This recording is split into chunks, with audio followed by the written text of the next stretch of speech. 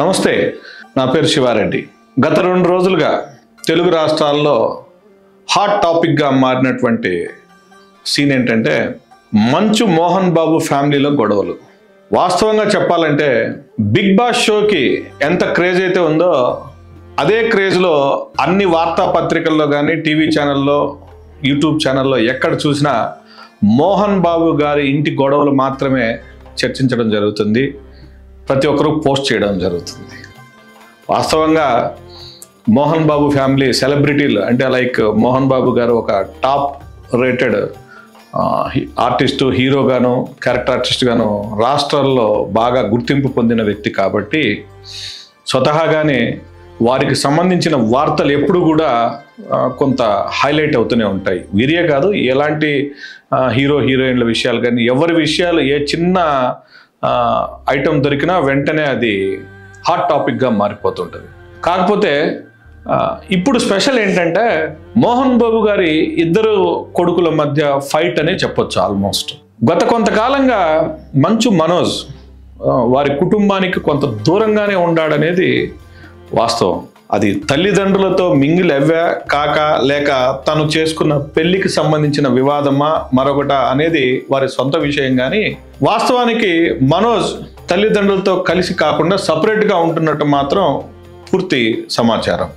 అయితే తండ్రితో ఏర్పడినటువంటి ఈ తగాదాలు లేదా తన అన్నతో ఏర్పడినటువంటి తగాదాలు గతంలో కూడా కొన్ని వీడియోలో మనం చూడవచ్చు.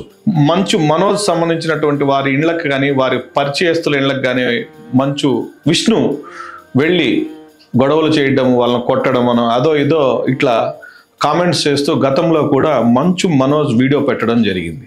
అయితే ఆ రోజుల్లో ఏదో అన్నదమ్ముల మధ్య చిన్న చిన్న వివాదాలు ఉండడం సహజం కదా అని అనుకుంటూ ఆ తర్వాత అది సమసిపోయినట్టుగానే ఇన్నాళ్ళు ఇది మనకు బయటకు రాలేదు. అయితే నిన్నటి నుంచి జరుగుతున్నటువంటి తాజా పరిణామాలు ప్రజలందరినీ ఒకంత ఆశ్చర్యానికి మరొకంత ఇలా గొడవలు పడుతుంటారా ఇంత ఆస్తులు ఉన్నప్పటికీ అనేటువంటి ఒక ఆలోచనకు గురి చేస్తుంది.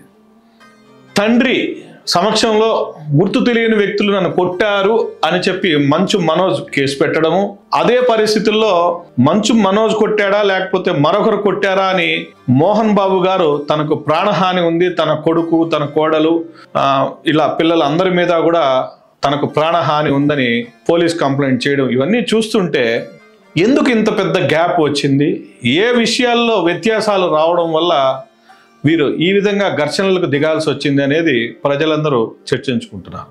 ఓవరాల్గా విషయం ఏంటంటే ఆస్తులు తగాదాలేనని మాత్రం బాగా స్పష్టంగా అర్థమవుతుంది.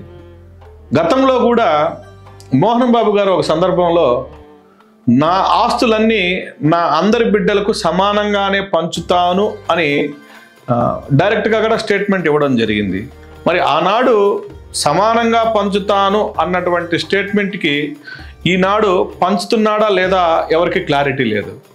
నిజంగా సమానంగా పంచుతుంటే ఈరోజు మంచు మనోజ్ గొడవ చేయాల్సిన అవసరం అయితే లేదు. ఎందుకంటే వాళ్ళకేం చిన్న ఆస్తులు లేవు, కాలేజెస్ ఇట్లా రకరకాల వ్యాపారాలు అన్నీ ఉన్నాయి. సినిమా ఇండస్ట్రీలో సినిమాలు తీసే ప్రొడక్షన్ వస్తుంది. ఇవన్నీ ఉండగా ఈ విధంగా గొడవలు పడి లేదా తండ్రినే ఎదిరించి తండ్రితోనే గొడవకు పడే స్థితి వచ్చింది అంటే సమస్య ఏదో చాలా పెద్దదిగానే ఉందని అనిపిస్తుంది. సో వారి గొడవలు ఎలా ఉన్నా కూడా మీడియా ఛానళ్ళకు మాత్రం మంచి ఎంటర్టైన్మెంట్ ఫీడ్ దొరికినట్టుగానే ఉంది.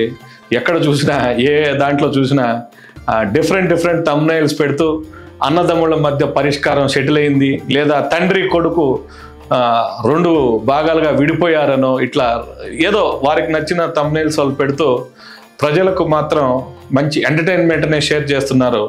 కాకపోతే వారి పర్సనల్ విషయాల్లో మనం పబ్లిక్గా చర్చించుకోవచ్చో తెలియదు, కానీ సెలబ్రిటీస్ కావడం వల్ల మాత్రం వారి మధ్య జరుగుతున్న, వారి అన్నదమ్ముల మధ్య జరుగుతున్న లేదా తల్లిదండ్రులు పిల్లల మధ్య జరుగుతున్న ఈ ఘర్షణలు, ఈ అల్లర్లు మాత్రం పబ్లిక్లో అందరూ చర్చించుకుంటున్నారు.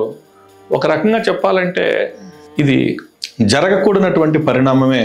మోహన్ బాబు గారే ముందుకు వచ్చి వాళ్ళ పిల్లలకు సరైన న్యాయం చేస్తూ తను కూడా ఇలా రోడ్డు పాలయ్యేటటువంటి పరిస్థితికి, పోలీస్ కేసులు పెట్టుకునే పరిస్థితికి రాకుండా చూసుకోవాలి అనేది నా ఆలోచన. సరైన హ్యాండిలింగ్ చేసుకుని పిల్లల్ని కూడా సరైన విధంగా పెట్టుకుంటే ఇలాంటి సమస్యలు తలెత్తవు అని అనుకుంటున్నాను.